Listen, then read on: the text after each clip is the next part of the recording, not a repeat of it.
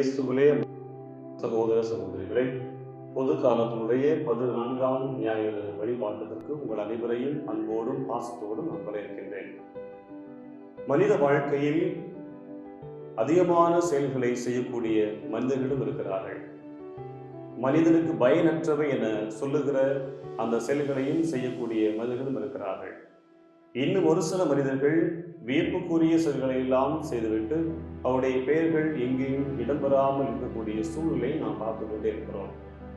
ஆனால் இன்றைய இந்த சமுதாயத்திலே நல்ல செயல்களை செய்யக்கூடிய மனிதர்களை இந்த உலகம் ஒருபோதுமே மதிப்பதில்லை. கடவுளுக்கு உகந்தாத செயல்கள், மனிதனுக்கு பயனற்றவை என சொல்லப்படுகிற செயல்களை செய்யக்கூடிய மனிதர்களுடைய பக்கம்தான் மக்கள் கூட்டம் அதிகமாகவே சென்று கொண்டிருக்கிறது. எனவே நல்லது செய்யக்கூடிய மனிதர்களும் கூட சில நேரங்களிலே அவர்கள் தன்னுடைய மனது அப்படி உடைந்து போய் ஓரம் கட்டப்படுகிற சூழ்நிலை நாம் பார்த்து கொண்டே இருக்கிறோம்.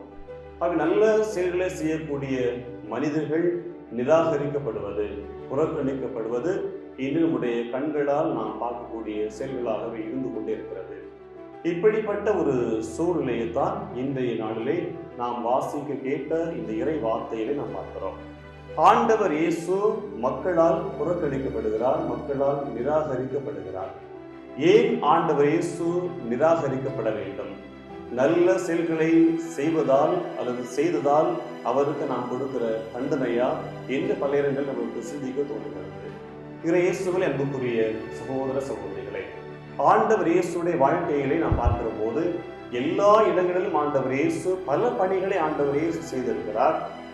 குறிப்பாக கடந்த ஒரு சில வாரங்கள் நாம் பார்க்கிற போது பல புதுமைகளை ஆண்டவர் இயேசு செய்கிறார், பல அரும் அடையாளங்களை ஆண்டவர் இயேசு செய்கிறார். இந்த அரும் அடையாளங்களிலும் இந்த புதுமைகளிலும் நாம் முக்கியமாக பார்க்கக்கூடியது ஆண்டவர் இயேசு மீது கொண்ட நம்பிக்கையின் அடையாளங்களாகவே அது அமைந்துள்ளது. எனவேதான் இந்த கப்பர்நாகும் பகுதியிலே ஆண்டவர் இயேசு ஆயிரக்கணக்கான புதுமைகளை செய்கிறார். அங்கிருந்து தொடங்கி கலிலேயா வந்து முடியும் வரை கலிலேயாவிலே ஆயிரக்கணக்கான புதுமைகளை செய்து கொண்டிருக்கிறார். ஆக இந்த அருமடையாளங்கள் அல்லது புதுமைகள் என்று நாம் சொல்லுகிற போது மக்களுக்கும் ஆண்டவர் இயேசுக்கும் இடையே இருக்கிற அந்த உறவை அழகாக சுட்டிக்காட்டுகிறது. இயேசுவிலே அன்புக்குரிய சகோதர சகோதரிகளே, இன்றைய இறை வழிபாடு 2 விதமான சிந்தனைகளை நமக்கு கொடுக்கிறது. ஒன்று, நம்பிக்கை நம்மை ஏற்றுக்கொள்ளும், அன்பு ஒருபோதுமே நம்மை நிராகரிக்காது. எப்படி நம்பிக்கை ஏற்றுக்கொள்ளும் என்று சிந்தித்து பார்க்கிற வேளையிலே இன்றைய நாளில் ஆண்டவர் இயேசு தன்னுடைய சொந்த ஊருக்கு செல்கிறார். சொந்த ஊரிலே தொழுகை கூடத்திலே நற்செய்தியை அறிவித்துக் கொண்டே இருக்கிறார்.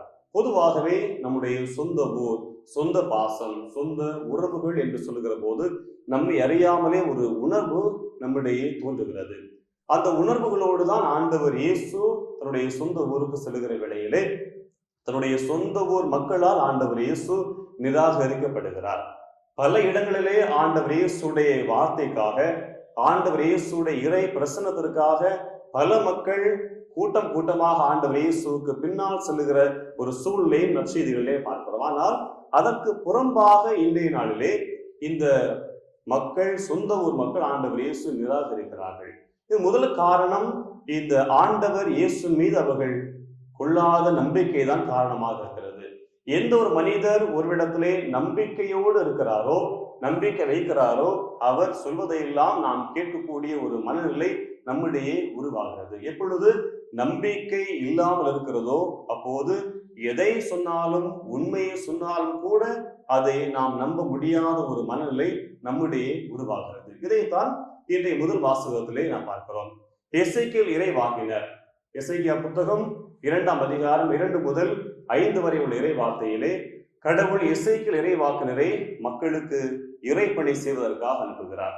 எசேக்கியேல் இறைவாக்கினர் கடவுளுடைய வார்த்தையை மக்களுக்கு அறிவிக்கிற வேளையிலே, நல் வழிகளை காட்டுகிற சிந்தனையெல்லாம் சொல்லுகிற வேளையிலே இந்த மக்கள் எசேக்கியேல் சொல்லுகிற அந்த வார்த்தையை அவர்கள் மறுதலிக்கிறார்கள். அவருடைய போதனையை ஏற்றுக்கொள்ள மறுக்கிறார்கள். அவர்கள் தங்களுக்கென்று பாதைகளை உருவாக்கி கொள்கிறார்கள், தங்களுக்கென்று வழிமுறைகளை உருவாக்கி கொள்கிறார்கள். ஏனென்றால் கடவுள் அனுப்பிய எசேக்கியேல் இறைவாக்கினரை மக்கள் நம்பவில்லை, அவரிடம் நம்பிக்கை கொள்ளவில்லை. எனவே நாம் நம்பிக்கை வைக்கிற போது அந்த நம்பிக்கை நம் அனைவரையும் ஒன்றாக நினைத்து ஏற்றுக்கொள்ளக்கூடிய மனநிலையை நம்மிடத்திலே உருவாக்குகிறது.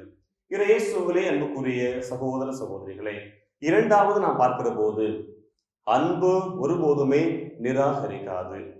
அன்பு என்று சொல்லுகிற போது நம்முடைய உறவுகளிலே, பாசங்களிலே நாம் ஒருவர் மீது அன்பு வைக்கிற போது அவர்களுக்கென்று நல்ல செயல்களை நாம் செய்ய ஆசைப்படுகிறோம்.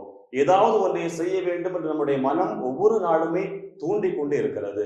அந்த அன்பின் மிகுதியால் தான் ஆண்டவர் இயேசு தன்னுடைய சொந்த ஊருக்கு சென்று தன்னோடு பழகிய மக்கள், தனக்கு பாசம் கொடுத்த மக்கள், தன்னோடு அன்பை பொழிந்த மக்கள் மத்தியிலே தொழுகை கூடத்திலே நல்ல வார்த்தைகளை, நல்ல செயல்களை மக்களுக்கு சொல்ல வேண்டும் என்று ஆண்டவர் இயேசு ஆசைப்படுகிறார்.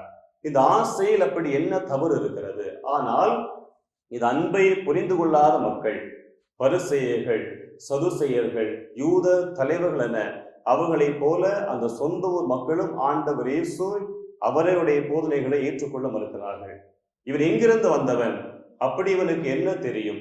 நம்மோடு பிறந்தவன், நம்மோடு வாழ்ந்தவர், அப்படியெல்லாம் ஒரு சிந்தனைகளை ஆண்டவர் இயேசு மீது திணிக்கிறார். ஆனால் ஆண்டவர் இயேசு அவர்கள் மீது கொண்ட அந்த அன்பை ஆண்டவர் இயேசு ஒருபோதுமே புறக்கணிக்கவில்லை.